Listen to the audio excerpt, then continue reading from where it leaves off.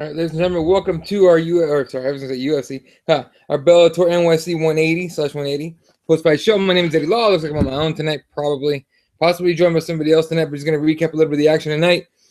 Bizarre night and the whole thing. Now, I covered it for I covered this card for on live tweet for Cage Side Press. It's at Cage Side Press. I totally invite you guys to follow. I was just live tweeting the whole thing, and it started off pretty uneventful, right? So the prelims were the early prelims, people more than likely never heard of, and then you had the Bellator 180 prelims. That was mildly entertaining, right? We had of course. Well, let's start from where we want to start at. Let's just talk about from Bader up. So the Bader Phil Davis fight. They've been talking forever about how that first fight was boring. We're not going to do that again. We hated it. People hated it and all that shit. It's going to be a different fight, right? Nope. We got the exact same fight with the exact same result. Ryan Bader takes the W, gets the belt off of unanimous decision. Not unanimous, sorry, split decision, which is even, I don't know how you can be happy with yourself about winning a belt like that, to be honest with you. And we'll talk about who else won a belt in a way they probably didn't want to win it. Yeah, Fred, what up, dude? He's in the comments here. So Bader wins the light heavyweight belt in the most boring way you could possibly think of. I mean, the fight was just bad. It was a bad fight. You know what I mean, it wasn't like oh, you don't appreciate the ground game type of shit, which you guys know is bullshit. I love the ground game. All right. What I didn't like was the fact that there was no action whatsoever. It was a glorified sparring session at best. Okay. And I thought Davis had it. I really did think Davis was going to win that shit. And, Bader, for some reason, thought he was going to win that fight, and he fucking pulled a split decision. So, what are you going to do? After that, first fight of the night on the pay-per-view portion of the card was the Lima Larkin fight. Now, obviously, it doesn't follow the order, right? It should have been, Pico, and then Chandler, and then, Larkin, and then Fedor, and then, Sonnen. So, but no, pretty much the reason they more than likely threw that Larkin Lima fight in there was because they knew that Davis and Bader was a fucking boring ass fight. You need to start your pay-per-view off with a banger. So bringing in Larkin versus Lima. Lima gets that one by unanimous decision. Larkin did not have as much offense as I thought he should have. Lima had way more offense, right? And in the sense that it's hard to say because it was a very close fight, right? The strikes were actually pretty equal in that fight. So now that I think about it, it was actually a pretty close fight. Anyway, Lima ends up keeping his belt. He's gonna take a Rory McDonald later on in the year, which is a baller fucking fight if you think about it. And they actually had Rory on talking about it. He's just like, just another one to add to the grave. He doesn't care. I mean, he's like, if these guys with this performance thought they're gonna beat me and they're gonna keep a belt, not happening. So Rory McDonald already, saying that he's gonna be the welterweight champion come his title fight coming up against Lima. After that, we got we had the Pico fight. So Aaron Pico against Zach Freeman. If you guys watched the build up to this, right, to this pay per view, the whole card. Aaron Pico was one of the hype trains that were rolling with hard, heavy, a crazy heavy wrestler, not heavyweight, but really good heavy wrestler is what I like to call him. Really good wrestler. He has hands. He has everything you want in a fighter, apparently, except experience, obviously. 0-0 coming in against an 8-2 fighter with 10 fights. Freeman rocks him with an uppercut and then takes a guillotine, power guillotine on top of that. If you notice that when he gets the guillotine, he grabs the hand and he pulls up. It's better if you go under. And I believe he had the over, but if he had the under, I can't remember it because it was a long fucking break in between the fights, right? So anyway, what else have we got there? It's inexperience. The fact that we had an inexperienced kid going in there against an 8-2 guy, whether or not he was a quality fighter, it doesn't matter, right? But still, it was an 8-2 guy who had experience in the cage. So what are you gonna do? Aaron Pico, the hype is derailed, but the kid still has future, big time, right? So you can't, hate on the guy whatsoever. He's gonna come back, he's gonna be good and all that. Prince says Bader is a bum, can't beat AJ, John Jones. Okay, Anthony Rumble Johnson, John Jones, or Daniel Cormier. That's why you leave. That's why you left the UFC. Look, the UFC didn't re-sign up for a reason, right? They knew what they had in their hands, right? So Bellator goes, oh, we got a name, bring him in, and here's the result: Bader Davis. What are you gonna do? Anyway, so Pico will be back. He'll be He'll be all right. He'll come back and you know, he'll continue his career and all that. Here's the shitty part is, you know, to have all that hype, have all those people saying you're gonna be one of the greatest things to come out, you're gonna be the next fucking big name, whatever, is pretty shitty to lose the way you did in 24 seconds. But Freeman, big huge upset, and he kept his demeanor. The guy didn't, you know, he was obviously excited and adrenaline flowing after all that, after the win and everything. He wasn't supposed to win, he did. So pulls the win off, gets the upset, and he's super happy. And his demeanor was the same, though. You got the press conference and shit. I like that in people. People, they're just themselves at all times. So that was great. Roll back real quick to the James Gallagher-Chinzo Machida fight. James Gallagher, you guys got to watch out for this guy. Now, mind you, Chinzo's not an incredible high-level fighter. We're not talking Lyoto here. We're talking Chinzo, the older brother. Chinzo's 40 years old. 40-year-old against a 20-year-old James Gallagher. He comes in. He's got hands. He's at the ground game and finishes it by I believe, be a rear naked choke. And excited for that kid. See what he does. If you give him a higher level fighter after that, you'll be golden, right? All right, moving on. Fight after that. After the let's see. Joker says, "You paid, didn't you, Eddie? Who's Pico?" Eddie paid for Ugly Sex. Enjoy the Mitchell and Show fight, though. No, I did not pay for it. So quit hating. Yeah, I didn't pay for that shit. Hell no. I didn't pay for it. One of my buddies did, but I didn't pay for it. Anyway, so regardless, after the Pico fight, I believe was the Chandler, Michael Chandler against Brent Primus, right? Which nobody gave Brent a chance. Nobody. Fucking nobody. Okay. Chandler rolls his ankle during the fight, injures it, can't stand on it. If you guys are watching, that shit was flopping left and right. Every time he tried to put pressure on it, couldn't do it. And Chandler tried to play mind games with Primus, you know, or Primus with Brent, trying to tell him, kick it, go ahead, kick it, whatever. Not happening. Obviously, the ref gave him plenty of time to show that he could stand on it. Couldn't do it. Stops the fight. Gets the doctor to look at it. Doctor calls a fight. And that's a shit way for a belt to change hands. It's awful. That's not how you want it to go. Like, not even close. So what are you going to do? That being said, Chandler looked pissed. So he'll be back, and he's going to be angry as fuck when he gets that rematch for his belt. And, I mean, who knows what's going to happen? But Chandler even looks at Brent, and he goes, you better train like you better train hard as you ever had in your life, because I'm coming back for that belt. So, you know, I hate to see a fight like that. But up to that point, no joke, the popular opinion from what I saw on Twitter, and I'll say my own, was, oh my Jesus, this fucking pay-per-view is a shit show. It's a dumpster fire, right? And of course, you know, my boy Big Tone on the over with Cage Side as well. He's like, oh, you're just a hater. You're a hater, Bellator hater. Not a Bellator hater at all. All right. I just wish they did the little things right. Just do the little things right. Okay.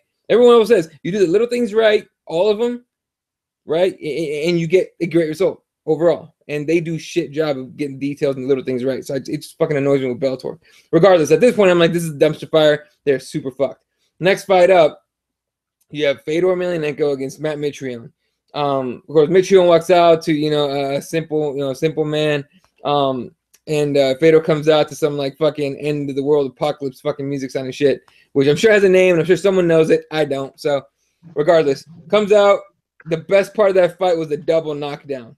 They both land on each other and they both drop. And it was hilarious because at that point, it was whoever stood the fuck up that got that win. And Matt Mitrione popped up and got on top of Fedor. Now, Jesse, I believe it's Jesse's joining me now.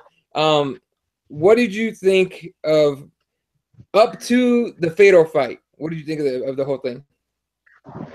What did I think? I was following along on social media. So, I mean, just by the clips and, you know, the stuff that I saw put out there, I mean, it was exactly what we thought, right? Very Bellator-y, very, oh yeah, very like wanting to be the UFC, very like UFC one-ish, right? Yeah. Like we're starting all over again with Bellator, but you know, that's not always a bad thing. You know, it is not. It's like, yeah, it's like we're trying to start all over again, but yet we also have a company in the UFC that is like way far in advance, way better, and already has the product out there. You know, but I mean, maybe eventually the Bellator won't be as Bellator-y, and you know, we'll get some good stuff out of it. But oh man, it's tough, you know, because you know maybe you hit on it before, or maybe you didn't, but you had the derailment of Aaron Pico. You had your best champion that you've had in your organization get injured and knocked out, basically TKO'd, right? Yeah. In Chandler. Then you had a very, very, very boring championship fight between Phil Davis and Ryan Bader. It was just sad. With Bader winning. Yeah. So what are we doing here, man? We're doing UFC all over again, right? Just repeating these matchups. Well, of course, right? So okay. First of all, it's a pay-per-view with a bunch of UFC guys. Okay. Now let's talk that Davis Bader fight. I believe you and I saw that fight the same way. We're like, this is not gonna be any different. This is no way. You know what I mean? You were kind of hoping for something better. Even I was kind of like, hey, look, Bader's coming off of 2 knockouts. There's no way that he hasn't learned something. And clearly he didn't learn shit because he won the fight the exact same fucking way that he did last time. Split decision in a fight that neither one. Honestly, I thought I kept tweeting out. Now people were like repeating, like they were tweeting. They weren't retweeting what I was saying. They tweeted out themselves. They're like, both of these guys should get an L. 100% they should both get an L. It was an awful fucking fight. You know what I mean? But what did you expect? You've got 2 guys that are wrestling based, and they got their money up front. They're getting their sponsorships, and neither of them really want to put it out there and go for a knockout. Neither of them want to get knocked out. So we just got what we were gonna get yet again. And it's like the old Nick Diaz saying, right? We're getting sold wolf tickets. This is one of the biggest wolf tickets ever, because you look at the promotion leading up to this fight, and everything was saying, oh, 2 of the most exciting wrestlers that can bang, and a bunch of their highlights, where they're hurting people and stuff. But it's like, yeah, that was like years ago when, before USADA kicked in, before we had, stringent testing, and before we had these guys that are now, a lot older. So all these problems accumulate, and then we get these boring fights.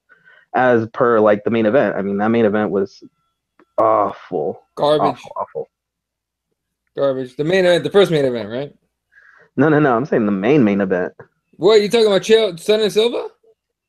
Yeah. Fuck out of here. That was the one fucking fight that I had fun watching. Really? What was so fun about it? Chael doing a Chael thing up like ground and pound, and like, Yeah. It looked like 2 geriatrics like trying not to break a hit, basically, like, Right. Well, here's the thing. Here's what I found fun about it, because it was a back and forth type of deal for at least the first round and a half, right? Like, Sonnen comes out, and right away to the Sonnen game plan. By the way, did no one tell Vanderlei that this Sonnen is a wrestler? You know what I mean? Like, I understand, like, even Josh Thompson in the post fight. It wasn't a post fight. It was like to end the broadcast, was saying you can't teach it. Post fight. Yeah. He's like, you can't teach an old man to wrestle. But once if they learn how to wrestle, they're never gonna forget it, right? And basically comparing Sonnen to Silva. Now Silva, dude, there was just no takedown defense to speak of. It was non-existent. And what made me laugh my ass off was that Silva was getting pissed off about it. You know what I mean? Like, in between rounds, like, oh, what, this fucking guy, he's not fighting me and shit. Like, what do you want to do? What did you expect Sonnen to do? Staying with you? That's dumb as shit. You know what I mean? Yeah, of course. I mean, we should have learned our lesson from Chael. Chael said he was going to go after. He was in the best shape of his life for that Tito fight. Said he was going to go after Tito, and what did we get? We got, again, wolf tickets, right?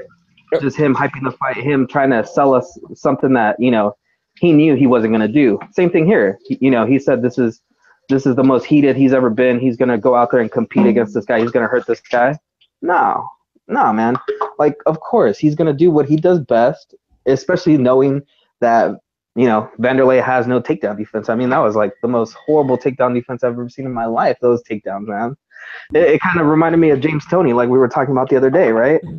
It's like real bad, the most basic takedowns, and then, Vanderlei is just falling down. And then, I mean, yeah, I guess it was kind of exciting, some of those guard passes, and Chael was trying to go for that finish in that 3rd round, but I mean, nothing materialized from any of that, I just felt like we should have seen this coming. We should have seen that this was going to be the result, but at least we got a unanimous decision, not something like a split decision or, something controversial, right? Yeah, no, it was actually pretty crazy. Now, here's the thing about moving back a little bit to Fedor and Mitrione. Did anyone expect anything like different to happen other than the double knockdown? Did you get see that? The what? Sorry. Did you get to see the double knockdown in the Fedor Mitrione fight? Oh yeah. I saw that.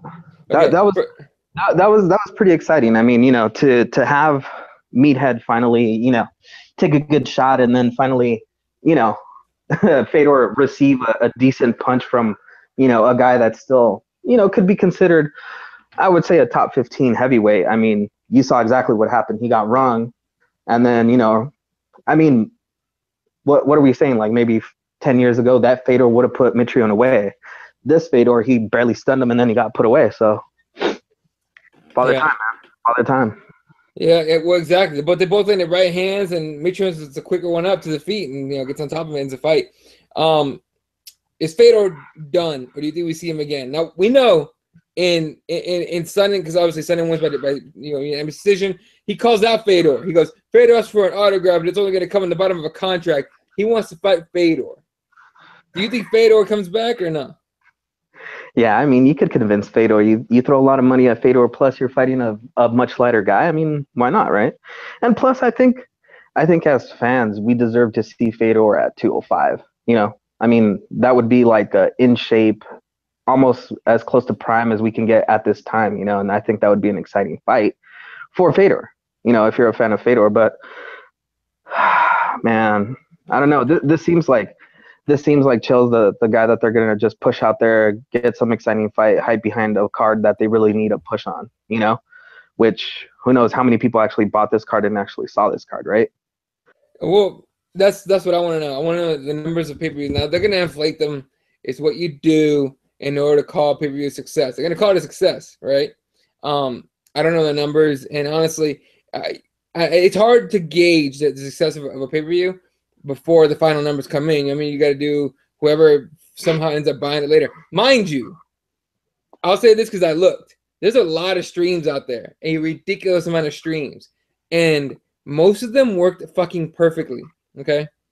So it makes me wonder if anyone even bothered watching. You know what I'm saying? You know what? I think so. I think most of us were pretty interested. I mean, I was looking for streams here and there, Periscope and stuff, to watch that main event. I came late to the game anyway, but like I said, I was following along on social media. So the only one I never got the result of was the Lima and Larkin. How did that go down? Lima got it by decision, right? Yeah. Oh, okay. Yeah, yeah. Well, you know what? It was like a striking chess match. It was actually kind of fun to watch. Okay. That being said, not a lot of combos were thrown. I'm not gonna lie to you. It was a lot of one-hitter quitters. Lima actually, in my opinion, he won because I believe it was in the first round. He hurt Larkin and got on top, which was landing damage like crazy. So, just couldn't finish the fight. But it was all right. I kind of enjoyed that fight. But yeah, I saw like a bunch of a slew of 3-2s for that fight. Yeah. It seemed like it was a pretty definitive win for Lima, but I didn't realize that Lima had won. But it seemed like everybody had kind of the same scorecard for that. But it kind of sucks, right? Because now you have Lima as a champion, and then you got some nobody as your 155 champion that stunned everybody, right? Pretty much. Yeah. Like the biggest upset, so far in Bellator history. Do you think Scott Coker was in the back, ripping up his little ticket, his little bet ticket, or throwing his hat on the floor, or as excited as Coker could be? I think he was upset up until at least the main event, because the main event, while not to high level MMA standards, right, it was still, in my opinion, exciting because it was kind of back and forth and shit, and I was waiting for Sonny to fuck up, right? I was tweeting out the whole, watch Sonny get. Remember when Sonny fought Anderson Silva the first time and he dominated the fight in the last 30 seconds, got subbed? I thought that was gonna happen, legit. I was like, watch this shit happen to Chill again. Oh, it's gonna be fucking awful. Now, real quick, let's talk about Michael Chandler. Michael Chandler injures his. I don't know if you got to see that. He injures his ankle, rolls it real bad. Can't put any weight on it anymore. He rolls it 6 to 7 more times while trying to fucking fight. Ref pauses the fight, calls a doctor. Doctor cuts stops the fight. Funniest fucking moment of the entire card was, Chandler basically pleading with him to not stop the fight, and he gets up to hype the crowd up, right? And before he can sit down again, his fucking corner pulled the stool and he falls on his ass on the canvas. Ah, Jesus. I don't know if you guys haven't seen it. Look up the GIF on Twitter. It's all over the place. It's fucking hilarious. The funniest sad moment of the fucking night. But yeah, that was interesting. I don't know if you saw it. Well, I know you didn't see that one. That one obviously stopped by doctor stoppage, and Primus is now the new lightweight champion. Shittiest way to fucking win a belt. Exactly. Exactly. Who? But I think Bellator was probably ready for the scenario, right? I'm pretty sure they're going to give Chandler the rematch. You know, they're yeah. So I mean, you know, at least they're going to give Chandler another shot, because obviously if it ended like that, I mean, you know, Chandler's the type of guy that I don't think he's going to make any kind of excuses, but he's definitely going to want to get back in there and, you know, prove himself. But I mean, yeah, you're right. I mean, it's a crappy way to go, but I'm pretty sure Bellator was, you know, had some sort of contingency for this. You know, they're not going to be those UFC type guys where they're like, oh, I don't know what to do next. Let's give them a title shot against somebody else. You know, they're just going to run it back and, you know, re-put the train back on the tracks. You know, that's the one thing I give Coker. He does the right thing. Yeah, you want your guy that you built from nothing, you know, to a superstar in your company. You want to keep him, you know, at the top. You want to keep him at the front. So, especially the guy that beat Eddie Alvarez, you know, beat or had an epic fight against, you know, another lightweight that's in the UFC right now. So, you definitely want to keep those guys in the forefront. Yeah, and yeah, exactly. So, what the fuck? Sorry, I'm looking at the tweets here. It says, for some reason, Roy Nelson has the Bellator NYC press conference. The post-fight. No one gives. Sorry, I don't give a fuck. Anyway, but anyway, Gary B says Primus too many. Yeah, but it says Gary B Primus too many puppies. Good song. Okay, I'll give you that. Anyway, all right. What else want to talk about? The co-main event, obviously, Fedor Mitrione. Mitrione gets a TKO win. Or KO win, I don't know exactly what they gave him. And in the main event, you know, Vanderlei Silva loses to Chael Sonnen. They still, I mean, Silva was pissed to the very end. Even at the end, he shoved Sonnen at the very end of or on his way out of the cage. So that was, you know, interesting. Now, did you get to catch any? What's up? What was that? I came late to that fight, but I saw that people were talking about how Tito was screaming at Chael during the national anthem, I think, right? He yelled at him the entire time. During the first round, Chael Sonnen took Vanderlei down, fucked him up a lot. Silva gets up to his feet, and they're swinging back and forth. Silva catches Sonnen a little bit. I remember in the second round. I can't remember fucking off the top of my head right now. But anyway, at some point, Silva catches Sonnen. Sonnen drops on his butt, drops on his back, gets his legs up, trying to get ready for guard, you know, to defend himself. And Tito, in between rounds, yells at Chael Sonnen. He goes, you got clipped, you pussy, or something like that. And it's like he's screaming. And the best part to me on that, as far as that kind of shit goes, Tito starts screaming at Silva in the next round. He's screaming, watch out for the double leg. Watch out for the double leg. As he's saying that, Sonnen shoots the double leg and gets it. Fucking power double. Beautiful shit. And he's so angry. Now, the best part of the Tito shit from the night, post-fight interview. You can see that? No. Okay. Post-fight interview, Chael Sonnen goes, I made Tito Ortiz tap in a minute. And Tito's face was like hilarious. It was a look of shock. You know what I mean? He was shocked that Sonnen said that shit. You know what I mean? It was fucking great. It really was. You got to give it to Chael Sonnen, man. He knows what to say and when to say it. Even if he pre-records it and he repeats the same fucking line over and over again, it was entertaining as far as he goes. So, you know, guys, now I didn't get to see, I don't know, did you get to see any of, or hear any of the, for example, Brandon Schaub and, you know, Josh Thompson and Mike Goldberg and Mauro Ranallo at all on the broadcast? No, and I didn't want to hear Brendan Schaub going with his CTE kicking in. So no, I didn't want to hear that. No, here's the thing, he's not ready for that. He needs some training for real. But he wasn't as awful as I thought he was gonna be. I thought he was gonna be awful, right? You know, but he did this whole, you know, he uses his catchphrases, right? He goes, enjoy that, and all this shit. And I was like, you know, but he needs some work, but he wasn't awful. Hearing Mike Goldberg on a Bellator broadcast was weird. You know what I mean? But it was kind of nice to get him back, and maybe like later on he started getting tired of the shit that he was saying because he was just repeating all the shit he used to say in the UFC. And then, but what I did get the popular opinion that I got from Twitter was that people did not like Mauro Ranallo at all. Why? I don't know. His voice is kind of irritating sometimes, and maybe if you used to only watch the UFC, you're used to Goldie, so that makes you more comfortable. Mauro Ranallo to me is a voice of the past of Pride, right? And I like to hear him with Boss rather than with Jimmy Smith. That being said, you know, both guys are dorky and they'll give you weird references, whatever. But this is what they do. They're technicians at best. Yeah. So, Gary, what up? No, go ahead. No, go ahead. No, it's weird because, you know, for the hardcores, I think most of us really enjoy Mauro because he's an encyclopedia of knowledge, and that's the thing. Exactly. You know, and I think I don't even know if what would you call the Spike TV fans or the fans that fell asleep watching Cops, I guess, for Bellator. They don't understand, you know, the depths of the knowledge that Mauro has. Plus, he does Showtime boxing, right? Is it Showtime boxing? Showtime.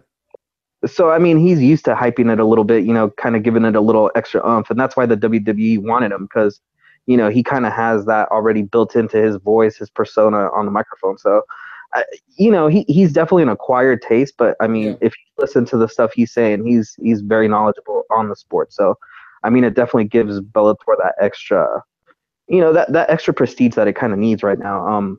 Just, you know, from everything I was seeing and, you know, like I said, the derailment of Aaron Pico getting, you know, snuffed out in under a minute. You know, your champion Chandler losing the title. You know that the big fight on, you know, on free Spike TV. Mm-hmm. You know, being a snoozer basically. You know, it just it's not a good look, man. I mean, you really got to work on those things. And I think you were saying that before I came on that, you know, it's not something that can't be fixed. But if they keep doing this stuff and presenting these things, you know, I think it's going to hurt in the long run. Yeah, exactly. No, but real quick, I got to read a couple of these comments. Gary B says, Vanderlei's been struggling to get to his feet since 1986. Brandon Schaub is such a clown. He's terrible at his podcast, constantly interrupting. Bellator NYC was weird, and Mauro Ranallo yells when it's not required. I agree. I fucking agree. That annoyed the fuck out of me, I'll be honest with you. Yeah, so overall, what do you think of Bellator's pay-per-view? Not a pay-per-view company. I think they do better. They do these like, you know, one-off big shows, but definitely not worthy of like paying money for this stuff. I think they should stick to what they do best. I mean, you know, like they're not in the pay-per-view realm, you know, and I think that hurts them, honestly, because, you know, they gotta sell these pay-per-views, and I don't think they're that type of company. I think, you know, if they stick with the free TV, I think they can definitely keep pulling, you know, over 2.5 million viewers. You know, even if it is a couple 100,000 of the guys that are just snoozing, you know, after watching Cops or whatever. But I think that they can pull these numbers.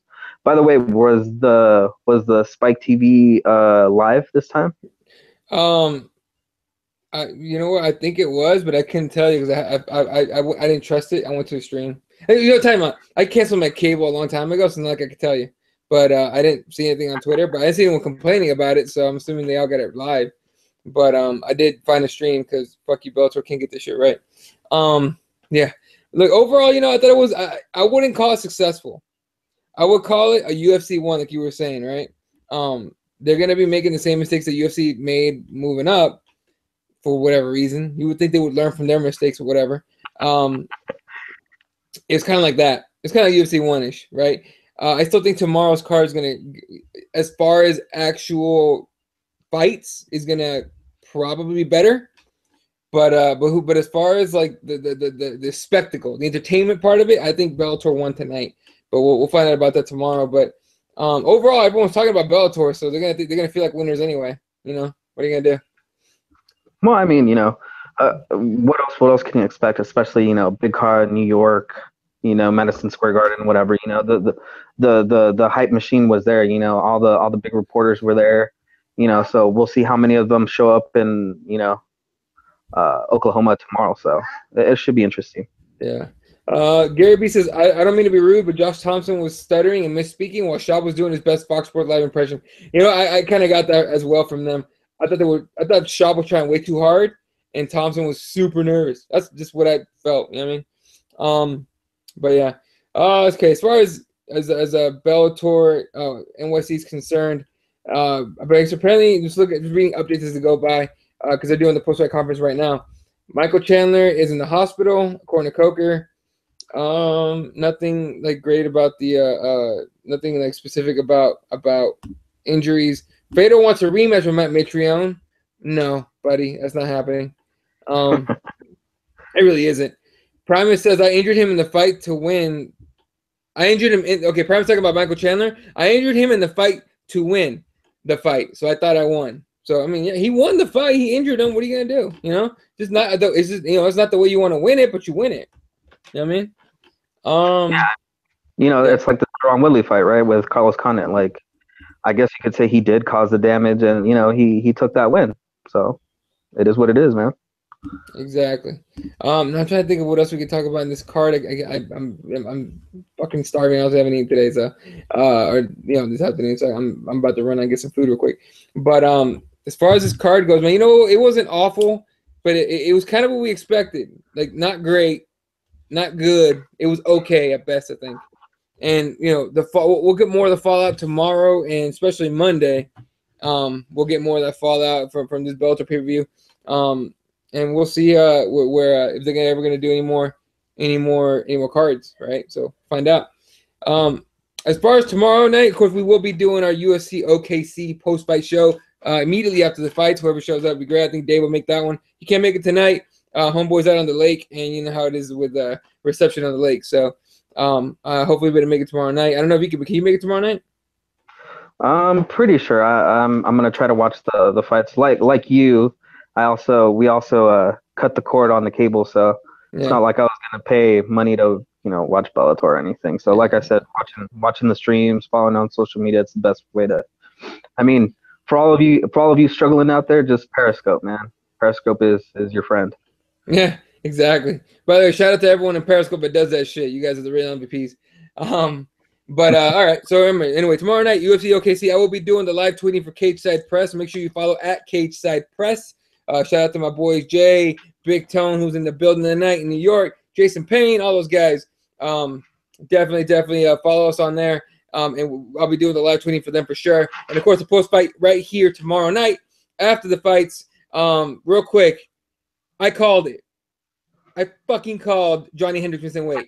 Y'all can tweet tweet Ash at the heel hook. All right, if you guys don't know, I'm on the heel hook show as well. Tweet at him. He'll tell you. He knows. I called Johnny Hendricks missing weight. Dude came in at 188. What the fuck? How does this keep happening, man? How is it that you get 16 extra pounds of allowance, right? Basically, to make the weight, and you still can't make the weight. That picture that I shared, that somebody posted on Twitter. I mean, dude, come on, you can't. What's with being professional, man? Okay, so if anybody knows about the MMA Junkie Radio, they had, in the previous weeks, they had Johnny Hendricks every week, coming on and basically updating, the fans on his progress in his camp, how he was doing, how he was feeling, how he was getting everything ready.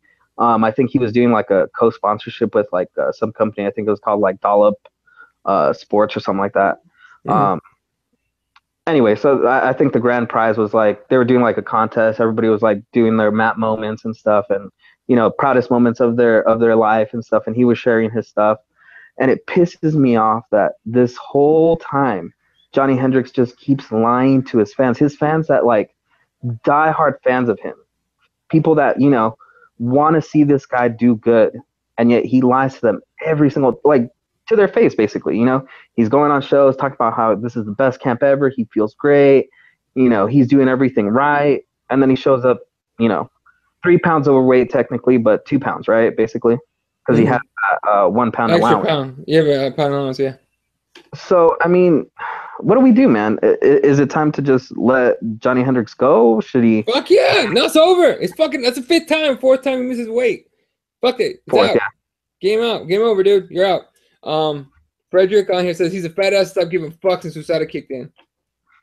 Same. I mean, diuretics. Anyway, but all right. So make sure. What up?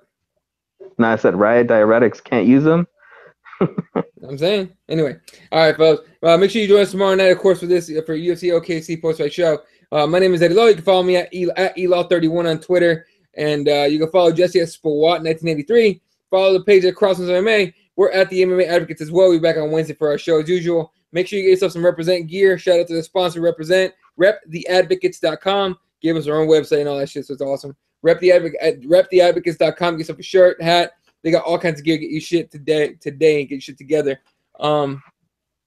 Last second question here from Mikey. He says, question for the show if y'all haven't gotten to it yet. How far can Chael take this W tonight to build a legit Bellator career? To the next fight, man. That guy takes it fight at a time. A fight at a time. Yeah. Anyway. All right, folks. So again, reptheadvocates.com, crossbonesmma.com. My name's Eddie. That's Jesse. Catch you guys later. Thanks for watching. And good night, Wilshire.